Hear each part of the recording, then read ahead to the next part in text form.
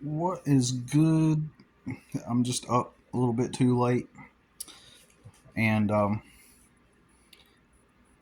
was watching this movie called Weird Science. I know a lot of people know what that movie is, but um, I think that when things happen to us when we are young, it leaves impressions on us that primes us for whatever occurs in the future. And I always thought that I would be I would be able to figure this out. I always thought that there was some logical explanation to this um, stint that I experienced that was somewhat of a spiritual slash emotional roller coaster. This point in time that happened between 2010 and up into a certain point that I can't definitely tell you at what point this cut off. Um, I would consider it done and over with, but I feel that it is. Um, it's always something I remember, even today. Today is December 13th. I don't want to. I have this memory where I remember specific things and specific dates. Sort of like Rain Man, but not as advanced as Rain Man. I tend to remember things that happen certain years, and at times at certain parts of years, and certain things I can remember certain days and dates. So, um, 15 years ago, I on December 13th, um, I asked this girl out, and she'd been throwing a bunch of hints at me that she was interested in me, and so I asked her out, and uh, and and it was like an immediate infatuation, almost. Almost. Well, I take that back. I take that back. It totally was not immediate. It was. It was only when this girl began to after me having been through. Uh, I want to choose the right word. A long. I would say a lifetime of loneliness. Um, I could always find people to be around, but I was always lonely in the fact that in a way in a sense that like I never could find people that I could talk to that could see reality all around them for what it was. Couldn't get around people and have an intellectual conversation. Couldn't get around people and have a spiritual conversation. And it seemed like every single time I got around anybody, even before I comprehended social programming and cultural influence, propaganda, um, the way our psychology works, and all that stuff. Even before I did not comprehend that kind of stuff, I I still understood it at some level. Obviously, not as advanced as I do today, but at some level, I always perceived reality in a certain way, and I could point out a lot of the flaws. I could never relate with anybody or connect with anybody, and um,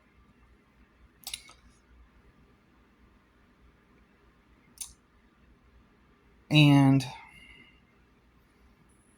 that's what I mean by lonely. You know, I could always lower my consciousness down to people's level, or shift over to someone else's perception You know what I'm saying?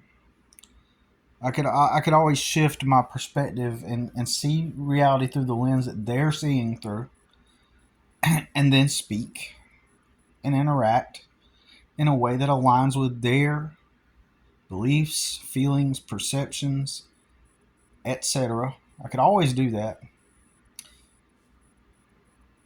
and their understandings, but I always had to do that. If I ever wanted to relate with, connect with, or interact with anyone, it was either me getting down to someone's level or shifting my perspective. When I say get down to someone else's level, I mean people that are objectively not as smart as me or intelligent as I was, right? Um, and if you're an intelligent person, you understand what I'm talking about. And you know that that person's never going to come up to your level of understanding, intelligence, and how you see through reality through that more educated and even street smart lens, right? And comprehending the nuances of behavior and its inner workings and cause and effect and what causes what, etc., so on and so forth. All right. um, I I know people that are smart and intelligent at a similar or equal level, or even a higher level than me. However, our opinions and our beliefs are different, right?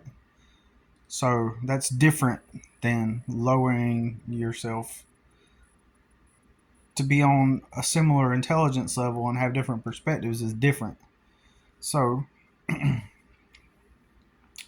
could always shift into perceiving someone else's perspective and having empathy and rapport.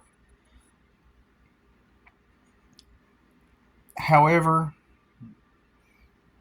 a lot of the time, like when I get around highly educated people that grew up relatively sane, normal, they're intelligent and smart. However, their belief systems, um, personally, I think a lot of the time because they haven't experienced hardship, they have a different, they have a perception on the inner workings of reality based on ideals, beliefs based on ideals, and social constructs instead of a more street smart, inner workings, nuanced way of perceiving reality. And I'll give you an example of that. That is Christianity.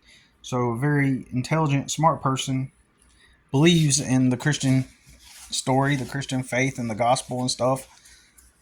And they don't have to question it because their life is already good. Their life is generally good. They've never had to be homeless. They've always had money. They've always, there's no need to try to dissect those anything complex further than the surface level. So Christianity sounds right, it feels good, and so therefore Jesus did die on the cross, and it's easy. It's an easy way to be able to navigate reality through that belief system, because it means that you don't have to question anything. Plus, thinking is hard. Thinking is really hard for most people. Thinking's not hard to me. Thinking just happens automatically for me a lot of the time, most of the time, because I see patterns and stuff. And so if you got money and you believe in that Christian religion, you don't have to look at patterns. Nothing has ever put you in danger to make you be in a point where you have to question those things at such a deep level, you know. And so therefore that's an example of I can shift over into their perspective. But a lot of the time those people are just unwilling to say, okay, I can just believe what I believe, but I'm going to speak with Billy and interact with him with an understanding of his perspective. And also people won't ask. People don't want to know your perspective either. And and in this instance, especially a Christian, because absolute truth is that Christ died on the cross for your sins, blah blah blah. So if I were to give a belief that was not aligned with that, they would say, well, I'm not going to do that because that's not the truth, Billy. It's not the truth. So therefore, I'm not going to see reality through what you're saying because it's just not the truth. So I run into a roadblock with people so I can't connect with them. So it's either people. It's you either got to lower yourself down to their level, and some people just objectively they're not intelligent. Even to this day, I talk with people where I have to consciously lower myself down to their age level, their mental age level, and talk with them that way. That means that in the conversation they get fed what they need out of it, but I don't get fed what I need out of a conversation, right? It's mostly energetically me giving, and I don't mean that in an esoteric way. I just mean that just in general, it's me giving more energy than putting out. Of course, in their minds, they think that it's just a mutual rapport, and that the energy is mutual and going back and forth. But in reality, it's not. It's not their fault either because they can't comprehend. They even if I tried to make them aware and teach them like that, their brain couldn't grasp it. A lot of some people, right? So, yeah, so they wouldn't be able to even comprehend it if I formally sat down and taught them anything. They wouldn't get it. So my point is I've spent, that's what I mean by lonely, because I can't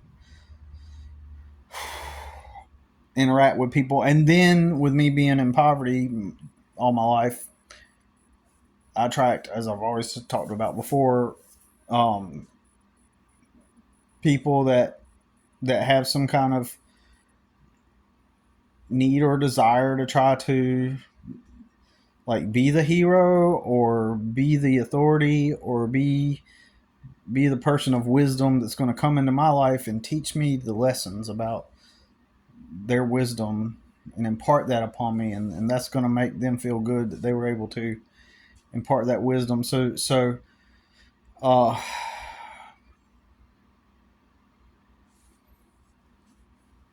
and so that's a form of I don't know if codependent's the right word,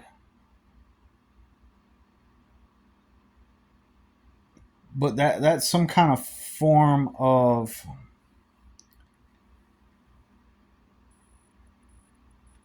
it's hard to put that into words because I can tell you I've already spoke about the stories about how the Christian dudes they're that I come across occasionally they're it's weird and they all have the same energy. They all need to let me know that Christ died on the cross and like, well, you got to get back to it, Billy. Like, that is the truth. And, let me, the reason why you struggle is because you haven't given your life to the Lord, and let me tell you, like, if you, I know you really got to give it up to Jesus, man. Or,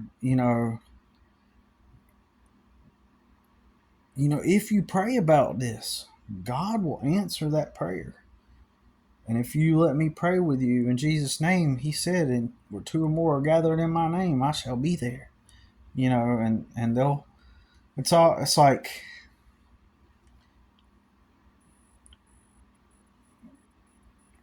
I don't need that. I don't need people's, wisdom like that. And I'm not going to try to like,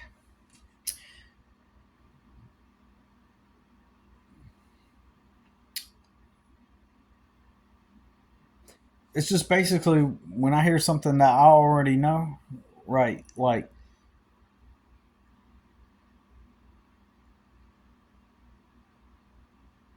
and someone's like pitching it to me like I don't know it, and they don't know that I don't know it, then, I just kind of, and they perceive that I don't know it, like I got some kind of deficiency, like they're perceiving I got some kind of deficiency where I need to obtain that wisdom that you got, And I just can't. um, it's weird, man. It's weird. I've had it happen so often that it's like. Anyways, that's another topic. I'm just trying to like say that when I say I'm lonely, I can't just speak with someone in a way where it's just a mutual beneficial conversation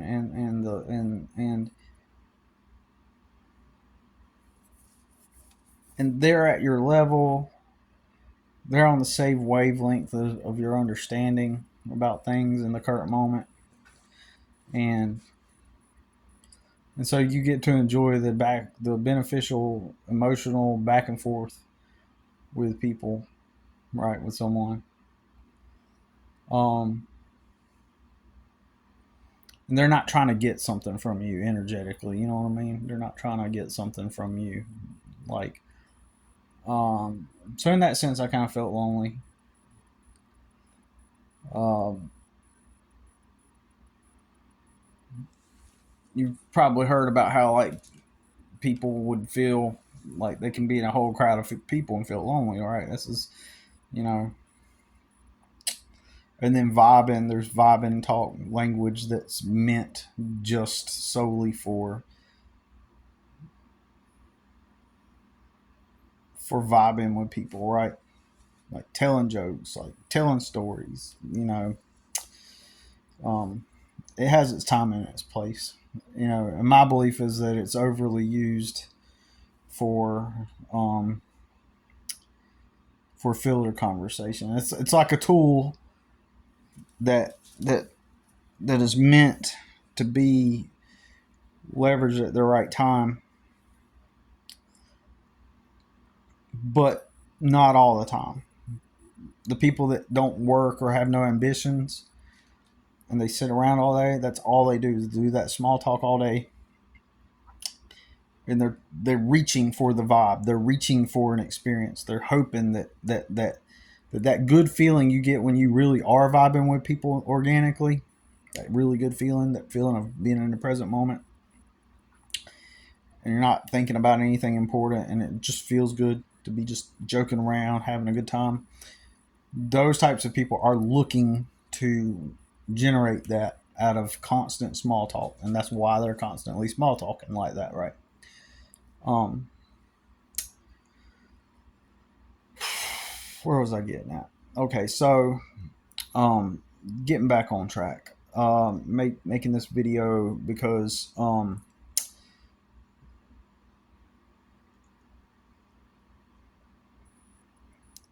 was watching Weird Science, the movie. I hadn't seen it probably over 30 years, or maybe even since when I was a kid. I don't remember, but I always wanted to try to pinpoint why when I met that girl, when I started to notice her anyway, and she started showing some interest in me. Um, I always just felt that there was always going to be a lot. I can someday reach back and figure out a logical explanation of why, because it was beyond just like an infatuation with that girl, right? It was beyond just like I wouldn't like on the surface. Everybody, if they were like, if I was telling the story, they'd be like, "Oh, you just like just got infatuated with her, and you just were really attracted to her, and so you pedestalized her, etc." And I just don't believe that. Because somewhere in the back of my mind the whole time it was like I'm not even into her. In fact, from the very beginning I kind of knew that, and I said this to myself, like, she's part of the world. She's just like all the other girls. She's, you know, wants to fit in, you know. She's probably partying and doing some weed like everybody, everybody doing the weed, doing the party, going to house parties. Uh, doing the weed, smoking stuff, drinking, smoking, like just like every fucking body, right? Just chronic conformity, right, all across the board. And I knew that she wanted to fit in, make sure she's liked, make sure everybody likes her, make sure that she fits in with everybody, doing the drugs, whatever. Um, and I knew what I was dealing with when I was dealing with her, and that made me hesitant about how I approached her, how I navigated that very very short lived situation, right? And it wasn't that merely that oh I just found her very attractive and I became infatuated. I don't think it was that. I think that it was I may have pinpointed it down to its origins. Okay, so as a kid, my mom abused me. Okay, and I'm well, let's just keep going. My mom did abuse me. So, and this indirectly ties to my mother, but not directly. It does tie directly to my mother, but let me explain. All right. So I wanted to pinpoint why I felt like a soulmate type of attraction that felt very deep to this practically a stranger girl. Even though I knew her for multiple months, several months before I got her number and we went out and stuff. Um, Even though, and what's odd, in the past I would like a girl and I would do what typical guys do. What we guys do. What do we do when we see a girl that we're attracted to? We start to immediately generate pictures of what life would be like with her. You know, how our house would be, the kids we'd have. Like that's most dudes. That's what they're thinking. Like most guys are just like thinking about that, right? And so I would feel butterflies. I would feel butterflies, and I would feel um, like a desire to want to, you know, I would always have generated this hope that this would, flourish into a romantic, courtship type of thing, and that's how I used to think in the past, right? So by the time I met this girl, I'd already called BS on all that stuff, right? I'd already personally called, like said, okay, that's a delusional way of thinking. That's not living in reality, you know. And you got to think I've never had any mentors, anybody to, no big brother, no dad that, or anybody, no man in my life that would be a good mentor and show me the ropes of like how the world works and when it came to you know dating and women and all that stuff. In fact, I was misdirected by Christianity. I was mistaught about how reality works because I had this belief system that you can be a friend with a girl and you be friends for a long time and you talk and you court and, and you save yourself for marriage and you get to know her and all this stuff. And then the church I went to, they were even all about like not kissing, not touching. That's the way they were. That's the way they taught it. Um, um, they went to that extreme, and so um, I held that belief of courting a girl, right? And so, anyways, but like I said, by the time I had met this girl, one of the defining moments of my life was when I had tried to do the whole courtship thing and talk with this girl once and try to befriend her and thinking, and I'll wait for that moment whenever it comes, ambiguous moment, whenever the romantic part kicks in.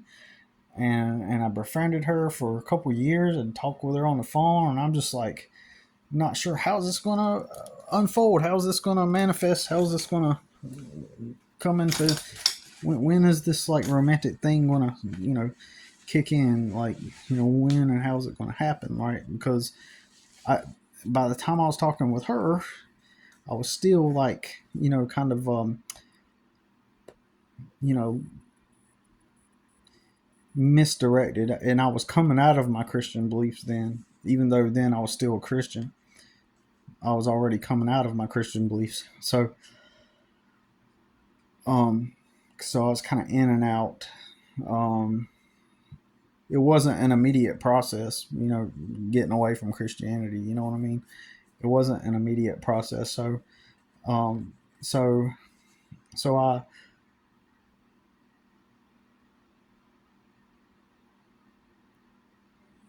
went to go see her, and she brought a guy with her, and a bunch of people were all hanging out. It wasn't just us. And she kisses the guy in front of me. And this is after I talked with her for like a whole couple of years or something. And so I went cold, right? It was the first time I went cold, and it emboldened me. And I just picked a couple of random girls to go hang out with in that restaurant. They were just sitting there at their own table, had a couple of girls having dessert with each other, talking, and I just went and hung out with them. I just introduced myself, said, "What's up?" And literally within minutes, this is crazy. I never experienced anything like this. Within minutes, I was literally eating their dessert, meaning they were spoon feeding me their dessert. It was great. And I had a picture of it a long time ago, but some chick threw away my photo album. And so I wish I still had those pictures, um, because I didn't know. That was like kind of like I didn't know it at the time. It was like I did not realize just how much the Christian belief set had removed me from reality and how things really work. And so I was confident and emboldened, and I said, you know what, I can just talk to girls myself. Like I can meet girls, like I can just meet girls, and so if I want, I don't have to wait for God to send a special person. And then, because at that point, I kind of thought that since she kind of floated into my experience, then that was God sending her into my life, and that's the way how it worked. God will send the right person. You will be friends for a while, and then you will court, and then you'll find, Jesus, or they'll find Jesus if they haven't already, and then a relationship will blossom out of that. And it's just such a lie. It's just such a lie, right? So I got cold and hard because of that. And that was the first one, not the first, but one defining moment where I just finally, it was the defining moment where I went cold, actually.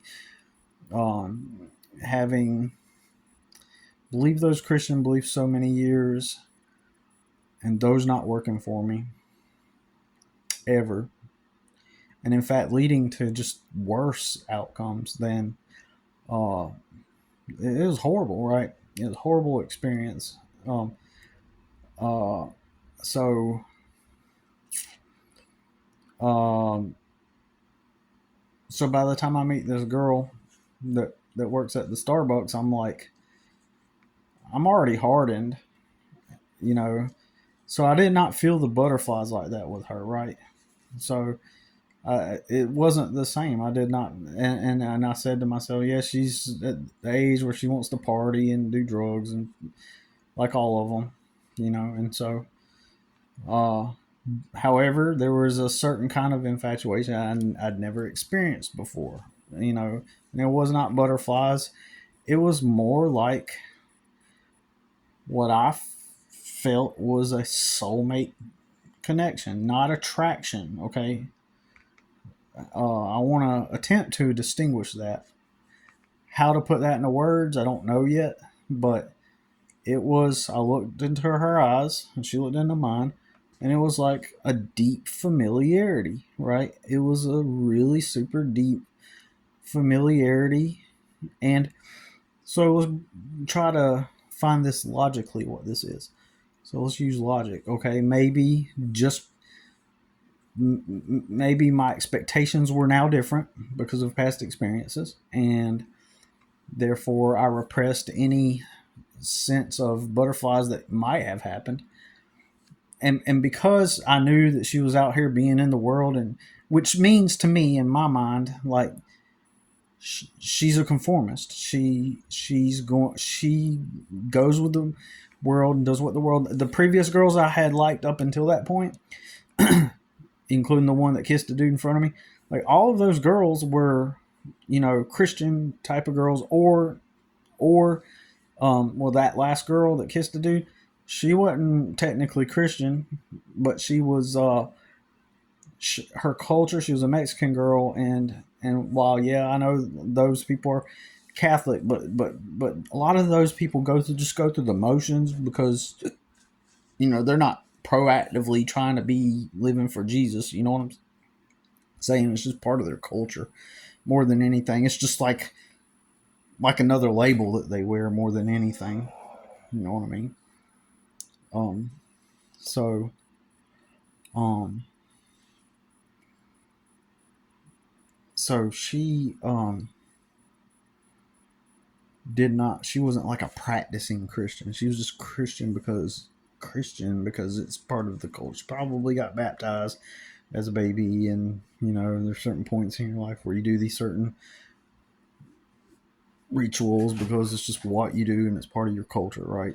So, but she lived a relatively pure life where she hadn't even messed around with a dude like that at all, and and she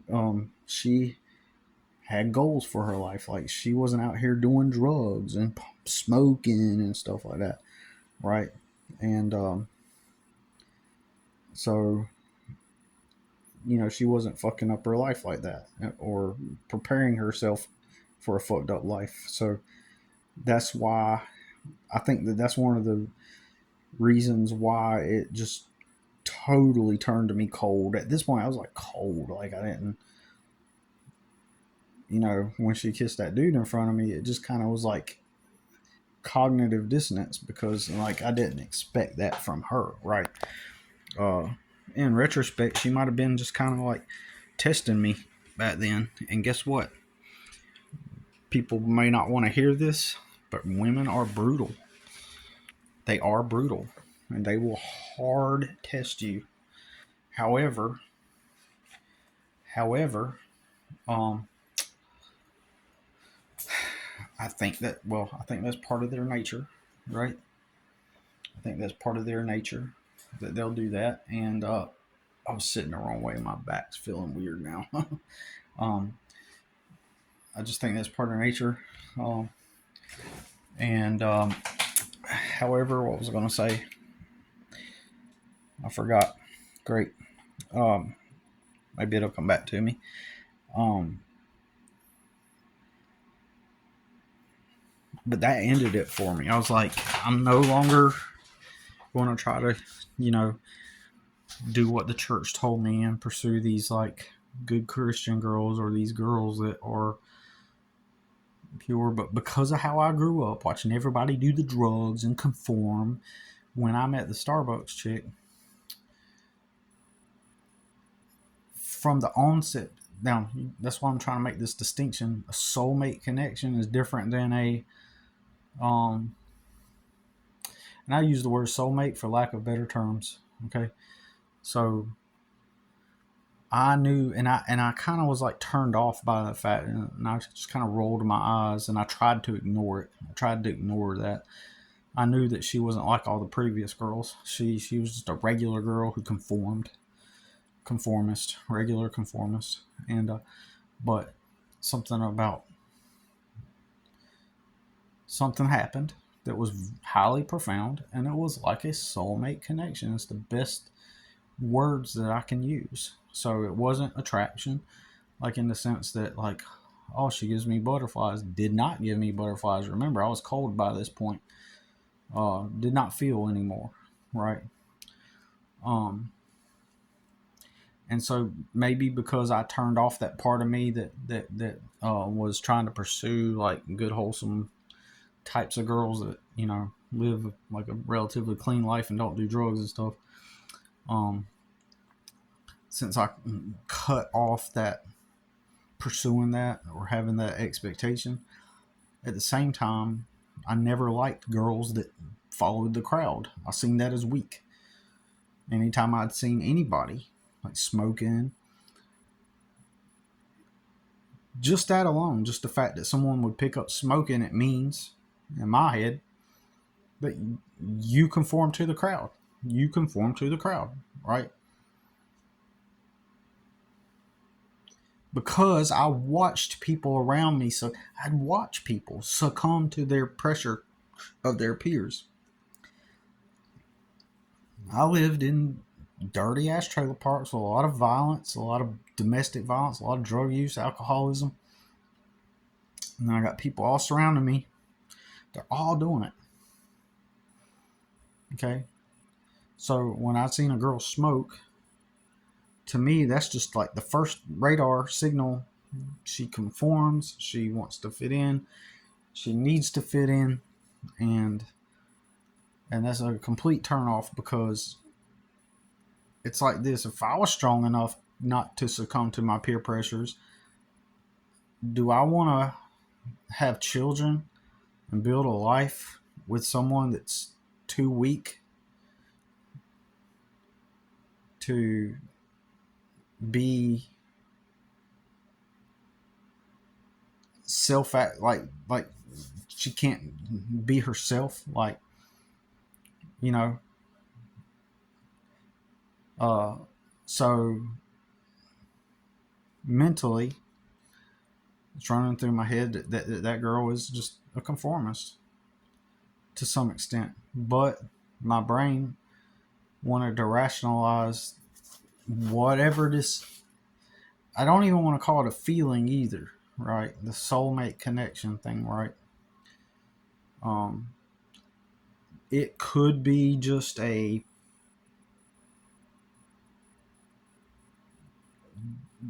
result of me suppressing what I previously believed and pursued and looked for and hoped and anticipated and hoped for.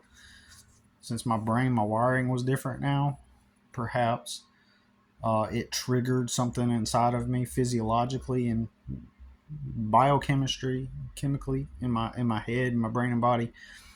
Uh, Maybe that switched on another set of chemicals that I interpreted as a soulmate connection, right? So it felt like a soulmate connection, right? More than an attraction or some kind of, it's not lust. What in fact, I never found that. It's weird, man. I'm telling you, I never found that girl sexy, right? I never looked at her and being like, wow, she's hot, or she's sexy, or I'm attracted to her, or oh, butterflies, oh, you know. Um, but what made me attracted to her, I know I'm using the word attracted, but was her caring for me, because I'd go into Starbucks and often she would just give me my coffee for free, right? And she was like, "Don't worry about it." And then sometimes I would order food occasionally, and so she would say, "Don't worry about it." And she just kept giving me free food like all the time, right? And at first, like I didn't quite understand, or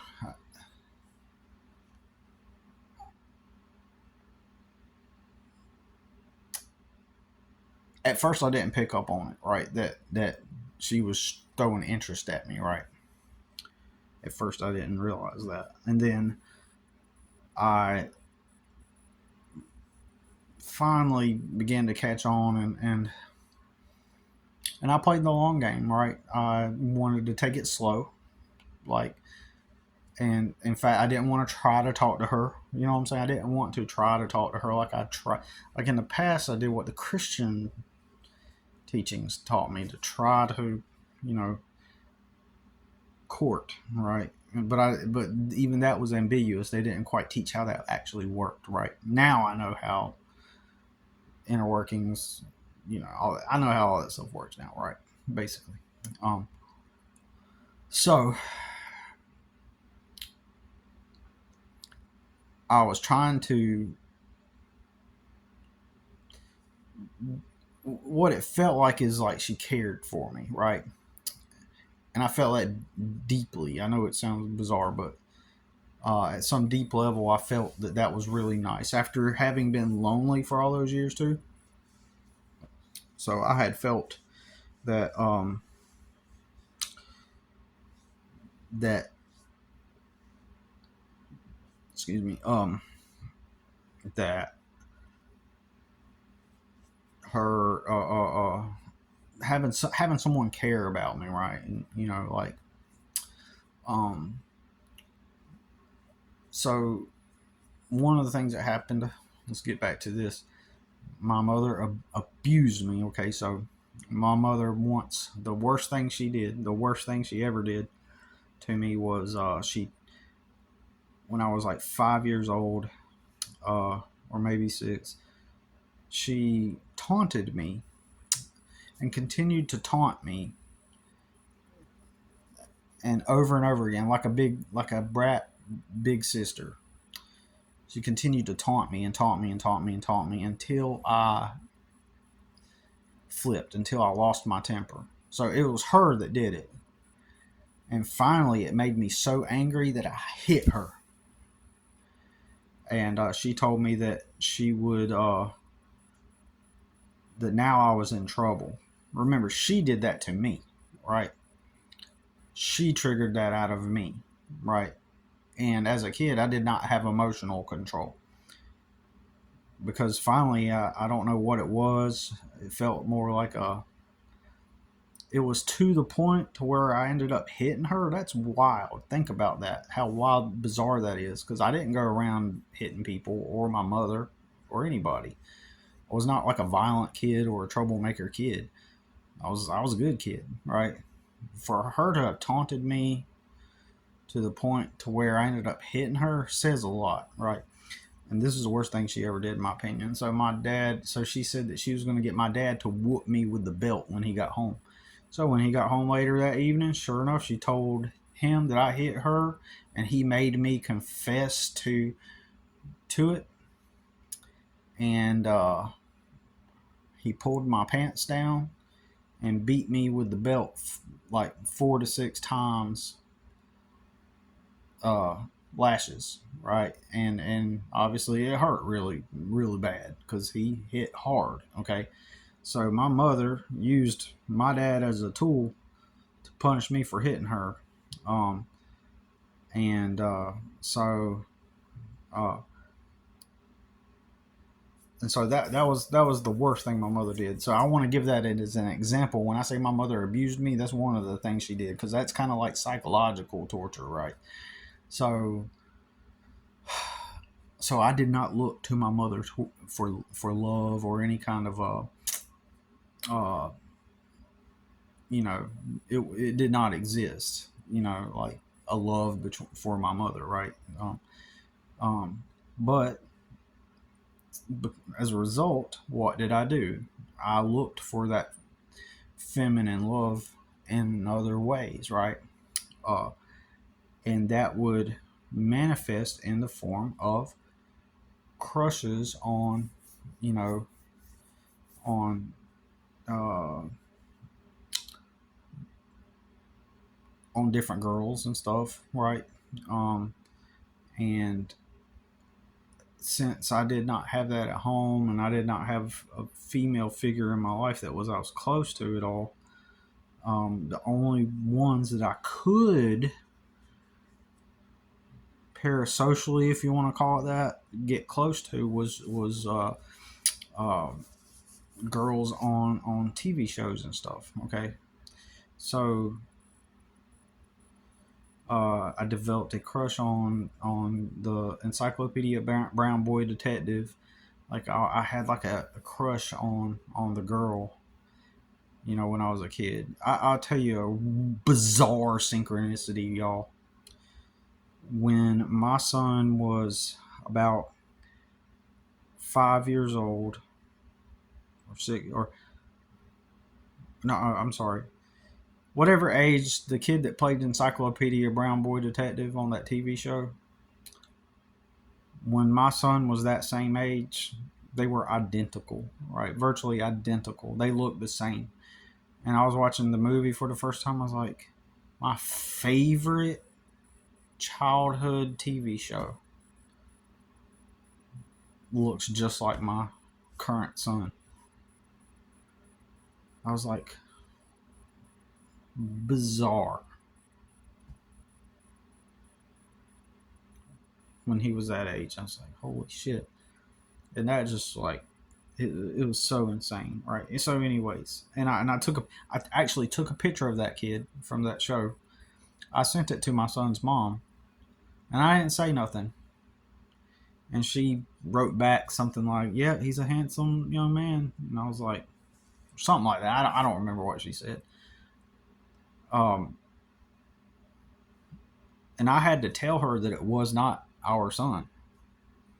You know, that's how much they looked alike. I mean, what are the odds, right? Um,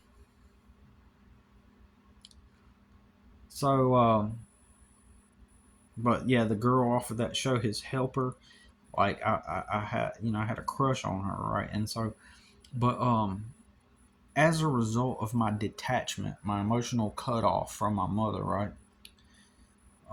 So here's where I'm trying to. I felt that this soulmate connection thing. Um, I'm going to hypothesize that that feeling that I did get, that soulmate thing, was a result of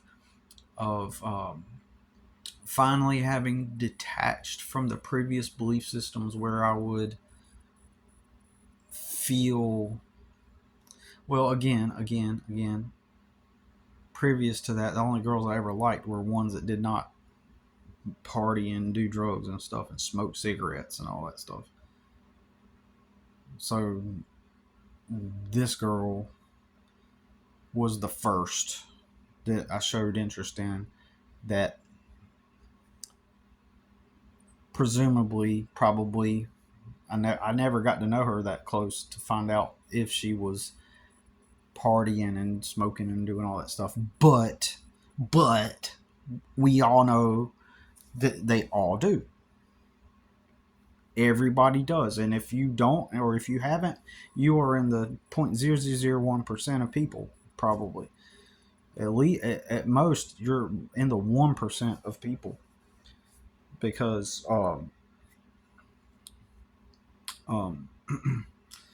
if you understood how I grew up, you would comprehend why I would not want a girl that did those things, okay? I seen nothing but the worst of it. And everybody will give me shit about that because, oh, you're not supposed to judge. Oh, you can't judge the things she's done in her past. You can't do it, blah, blah, blah, blah, blah. Well, you didn't grow up in filth around a bunch of alcoholics and druggies. So you obviously did not experience the negative side effects of having been around people that do those things. So it just logically makes sense that I would be drawn to women and people who don't engage in those things, okay? It just makes logical sense. All right. Whether it's good or not, or judgmental or not, it doesn't, that's not even the point. The point is, I'm going to argue you probably didn't grow up around that filth. Always having to be around cigarettes and drugs and alcohol, right? It just makes sense. I want to escape from the thing, get away from the things that cause sadness, anxiety, depression, and harm, and a horrible life, right? So it just makes sense. And I have to get around people that can comprehend what I'm trying to say, right? But yeah, so um, this infatuation with this girl, soulmate thing, um, you know, um,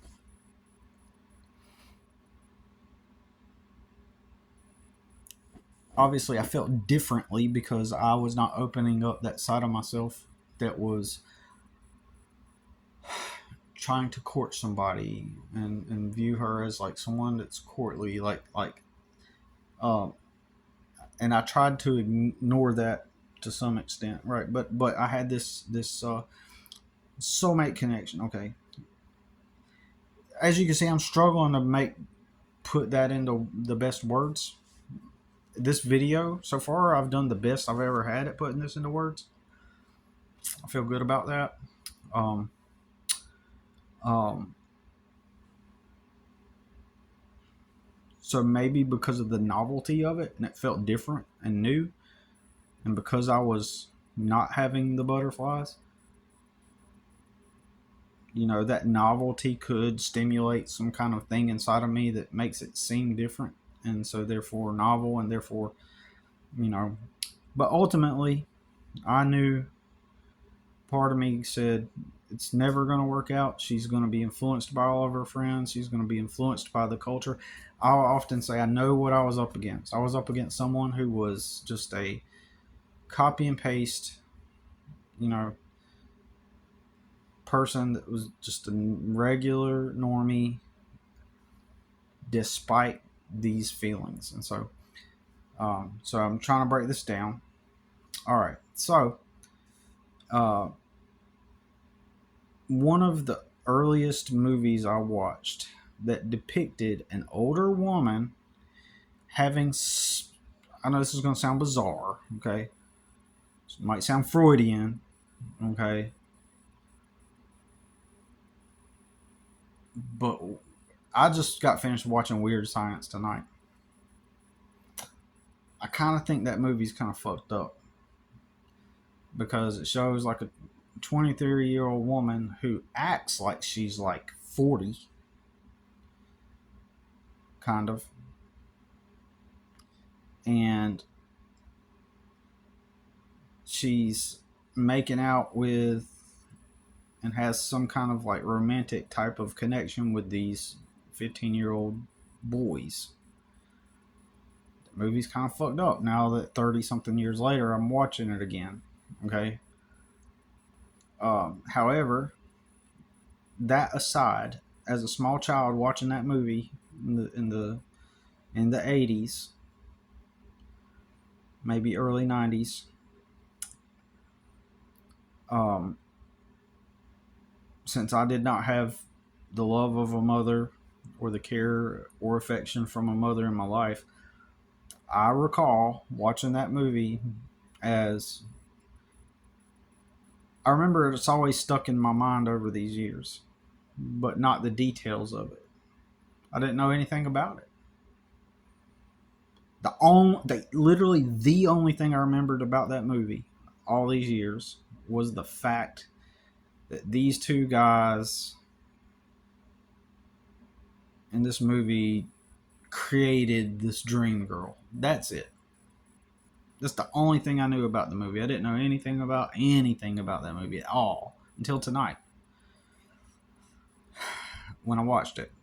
Well, I've been watching it little segments over the past four days, maybe 3 days, right? But still, so I'm watching this movie, and I do remember feeling some kind of way towards the girl in the movie, the main. I don't know if you could call her the protagonist. I don't think she's a protagonist. She's like the main supporting actor, I guess, in Weird Science. And so she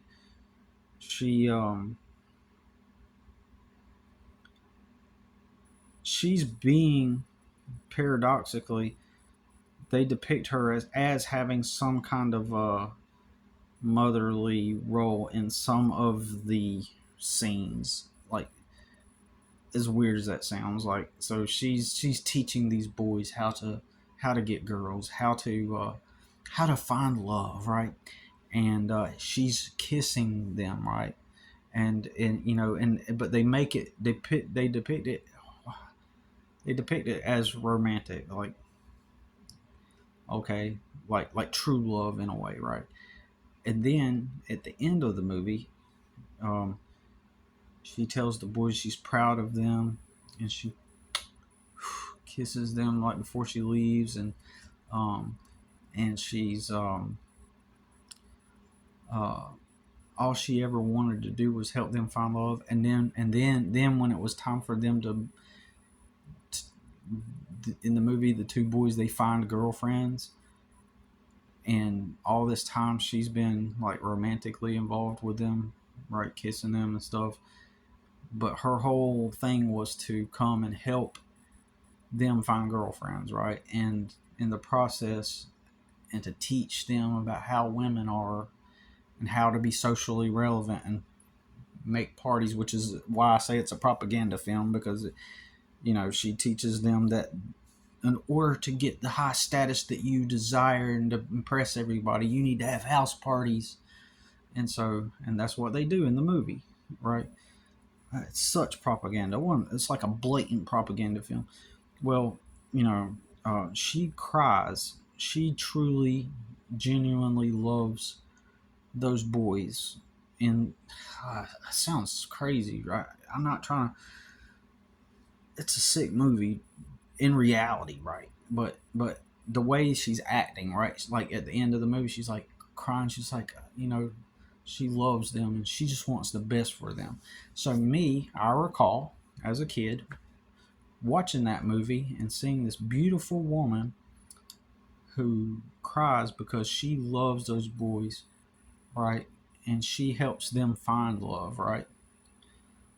I wish I could better word this because I think the movie is fucked up, right? The movie is fucked up. As a kid, I thought it was so cool and I'd watch it, and I watched it more than once as a kid. And I just thought it was, yeah, it's weird science, it's so awesome. And, but I remember crushing on her, right? On that girl from that movie, or being attracted to her.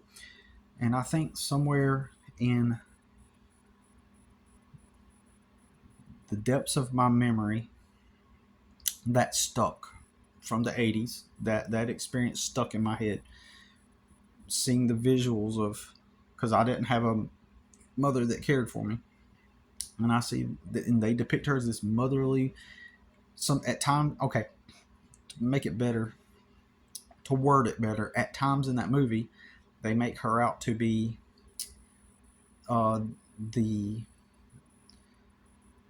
symbol of what love means and finding love. And she kisses them and she loves these, like she's kissing them. So at times she's like the teenage, girlfriend for them. And then at other times she's like this motherly authority, and she's going to do anything it takes and show them. She's going to go out of her way to show them boys that she cares about them and loves them. And then at the end again, she cries because she can no longer be with them because they got to let her go. And and I think that as a kid, uh, that affected me, right? Because I think that I have pinpointed the Silversun Anemoia story. I've pinpointed what caused me to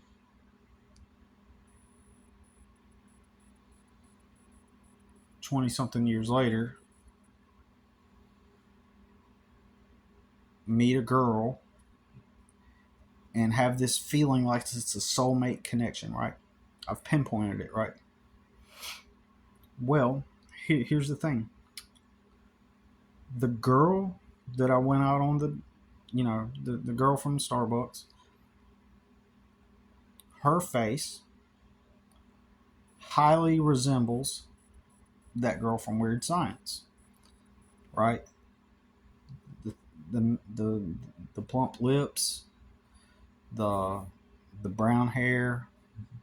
Now, the girl I was talking to had big brown eyes, but this girl has blue eyes in Weird Science, right? But that doesn't matter. Um, they have the same uh, skin complexion. they have a general facial structure that's the same, and the girl looked like the girl from Weird Science, basically. Maybe not exactly like her, but near enough to where it's like that's what she looked like, right? Okay, so um,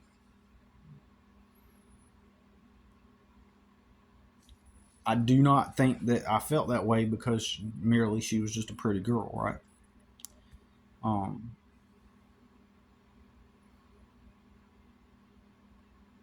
I've also, in retrospect, all the girls I've always been drawn to naturally, the way they look, most of them anyway. Um, I've all, even though a lot of the girls I wanted to talk to or to pursue, they didn't all the time have that look like her, but more often than not, I was mostly attracted and still am attracted to a girl with a certain look. And when I pinpoint it and down and find the origin of it, it's got to be from that movie, right? Um, and a couple other movies, like because those were my first impressions, right? That gave me those initial impressions of what I perceived to be attractive, right? So in a nutshell, I'm just going to say it as simple like this. I think that the girl from Starbucks looks enough like that girl from Weird Science to be able to say that she looks like her. She looks like her. And so when she in the movie spoke to them boys and really cared about them and loved them and was partially like a authoritative mother figure as well as a romantic figure, sick as that sounds, um, they were touching all the bases, in the formation of that script in that movie. They were making sure they touched everything, right?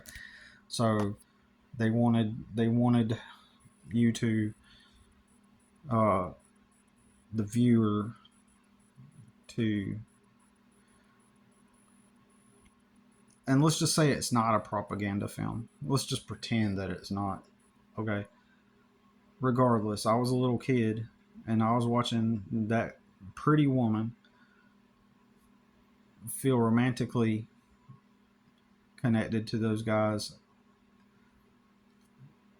played a motherly figure, and she was sad, and she told when she had to leave and said I love you to them, told them, um, since that's etched into my subconscious, by the time I meet that Starbucks girl that looks just like her, who just happens to be treating me like with a form of love by giving me free stuff and showing me her interest, it triggered that deep subconscious remembering of the girl, the character from Weird Science, and in that,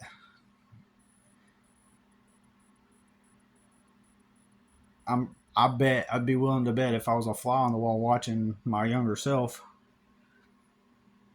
you know, I could probably feel that while watching the TV, while watching that girl on that movie, like parasocially living or vicariously rather living through some kind of like where my mom neglected me and there was an empty space. That woman on the TV was vicariously fulfilling that in that moment, and that stuck with me subconsciously. And I meet the Starbucks girl, and then it makes me feel like it's a soulmate connection, right? So logical deduction.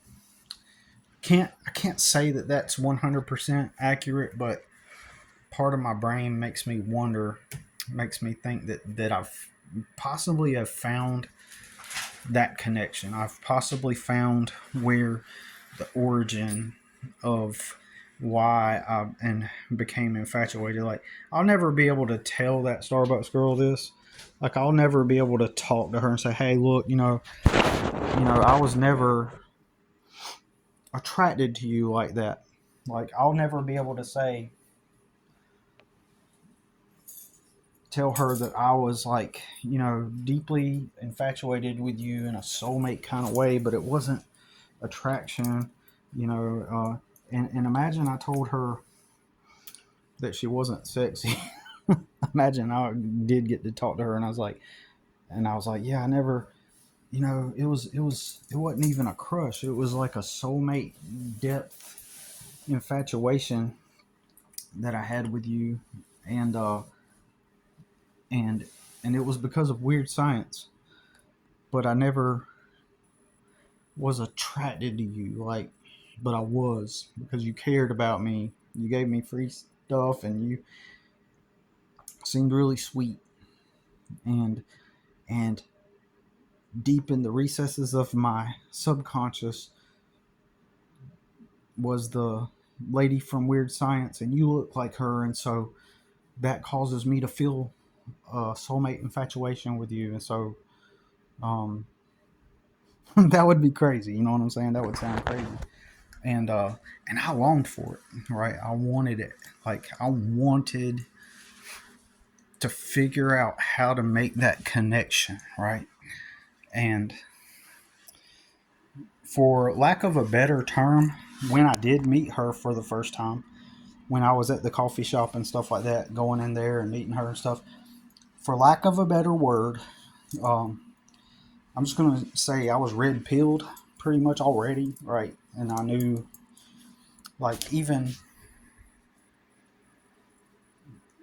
sometime down the road, when I was still kind of off and on trying to talk to her, um, there was um, one of my coworkers. He was a player type of guy. He was like, dude was like 6 foot.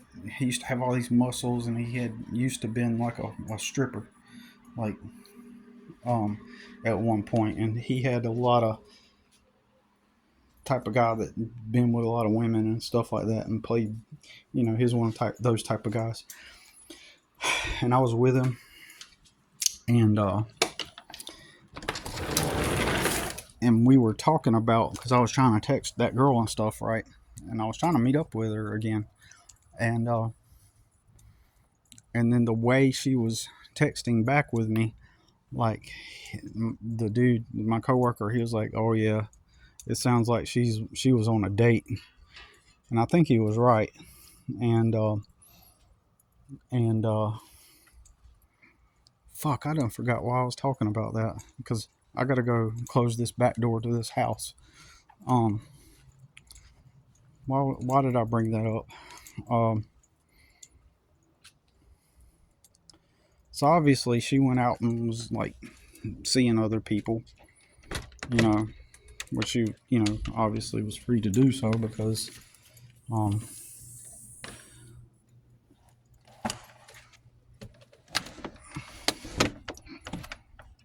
but she what was my point with that? My bad. I'm sorry about that. Like, I done forgot what I was saying. Uh, because I'm wrapping up the video. Um, but yeah, she was just a normal girl, and to some people it may sound like I'm just like, you know, this crazy dude that became obsessed with a girl, like, and it's not even that. It's not even that. Um, and you got to also realize at the time, like, I was deep into the whole uh, manifestation thing, learning that, and um, as well as fighting extreme legal battles right at that time. Uh, these were the first parts of the years that I had started going through these unusual legal battles, and all my money was drained while I was working 2 jobs, and I was a lonely person. So it just makes sense that um, as a result, I would naturally be vulnerable to becoming. I wouldn't be vulnerable to someone manipulating me, because the whole reason why I was in those legal battles was because my son's mother was not able to manipulate me, and she literally complained to me that her words verbatim, I've always been able to control everybody else, but not you, right? So, but I will say that I was still in a vulnerable spot as far as like, um, if of me becoming, infatuated with like meeting somebody and developing strong emotions. No, I take that back too, because like I said, by that time I'd become cold, and um, but I will say maybe I was vulnerable in the sense that all it took was something to trigger from the deep recesses of my mind to develop a, you know, um, I was vulnerable. Oh, here's a good way to put it. I was vulnerable enough for that specific type of incident at that time. I was vulnerable. Um, and it's just like a fluke. You know what I mean? So I tried to remain in contact with that girl for quite some time because I was trying to figure out why why I felt the way I did, and I'm sure that she just thought I was just some guy that was like infatuated with her, and ultimately I just don't think it was that. I think it was more like I was trying. I'm gonna go dark, just letting y'all know, because I'm gonna hit the sack. But um, I think that the whole time I was trying to stay in touch with her like that, it was just me um, trying to take that experience I had and to turn it into what I perceived to be what it, quote unquote, should have been, meaning relevant to, like, while the term soulmate didn't cross my mind at the time, um, I was chasing that feeling, right? That I got with her, thinking that it was like a manifestation of, to put it directly, I thought that I had in fact manifested a long-term partner that I was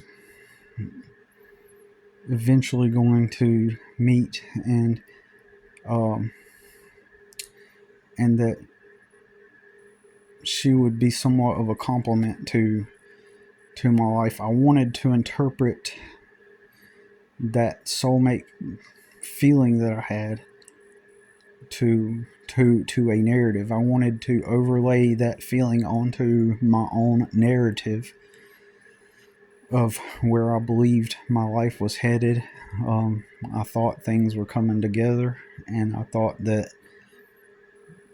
she was part of that story, and I was going to be a part of her story.